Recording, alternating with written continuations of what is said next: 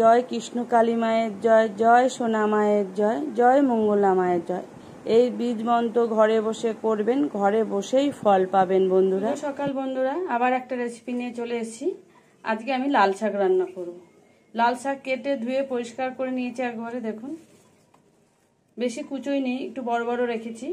আর এই লাল শাক করতে আমার কি কি লাগবে, এখানে পেঁয়াজ কুচিয়ে নিয়েছি, কাঁচা লঙ্কা নিয়েছি, আর এখানে একটা গোটা রসুন থেতো করে নিয়েছি ছাড়িয়ে। আমি কিভাবে রান্না করছি বন্ধুরা আপনারা দেখতে থাকুন আর সঙ্গে থাকুন। গ্যাস ধরিয়ে কড়াই বসিয়ে দিয়েছি, কড়াই গরম হয়ে গেছে। এবার সরষের তেল দিয়ে দেবো।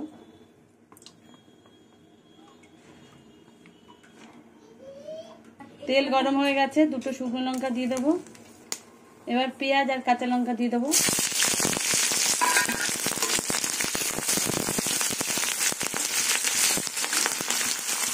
পেঁয়াজ কাঁচা লঙ্কা কিন্তু পুরো ভাজবো না, নরম হওয়া অবধি একটু ভাজবো।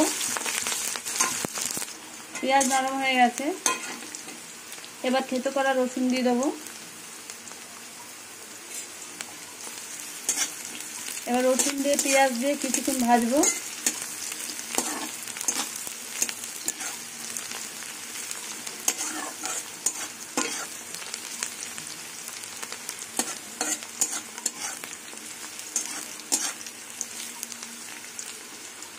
রসুন ভাজা হয়ে গেছে, এবার শাক দিয়ে দেবো।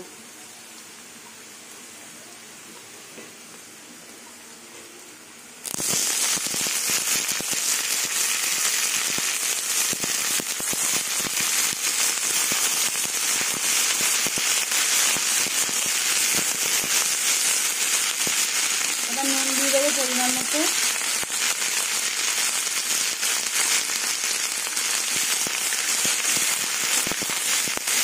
এবার শাকটা ভেজে দেবো।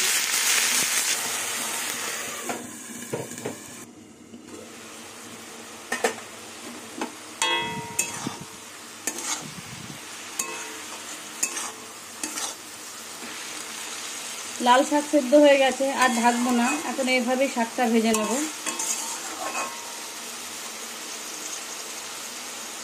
নমস্কার বন্ধুরা, সবাই কেমন আছেন?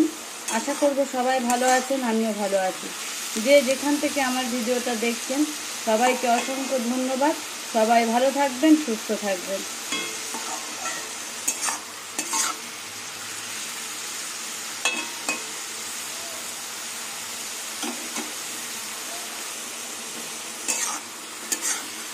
বন্ধুরা এইভাবে লাল শাক করবেন, খেতে কিন্তু খুবই ভালো লাগে। পেঁয়াজটা লাল লাল করে ভাজবেন না, পেঁয়াজটা একটু নরম হবে তখনই শাক দিয়ে দেবেন।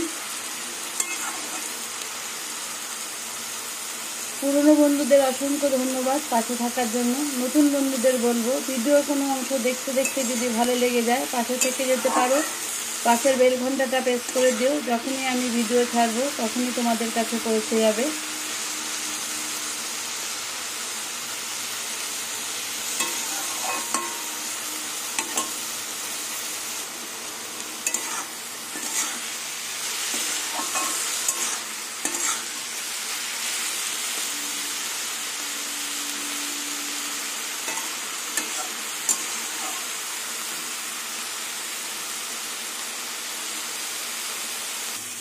গ্যাসের আগুনটা একদম কমিয়ে দিয়েছি, নাহলে পোড়া লেগে যাবে। এবার আস্তে আস্তে শাক ভাজাটা হবে।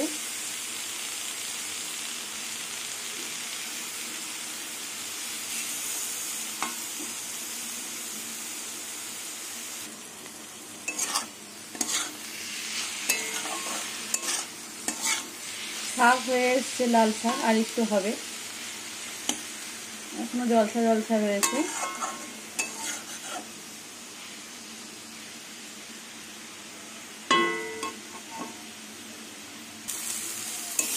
লাল শাক ভাজা হয়ে গেছে, রসুন পেঁয়াজ দিয়ে একদম ভাজা ভাজা করে নিয়েছি।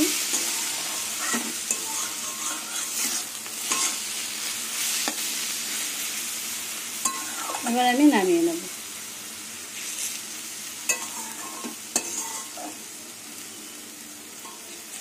যে যেখান থেকে আমার ভিডিওটা দেখছেন সবাইকে অসংখ্য ধন্যবাদ। সবাই ভালো থাকবেন, সুস্থ থাকবেন।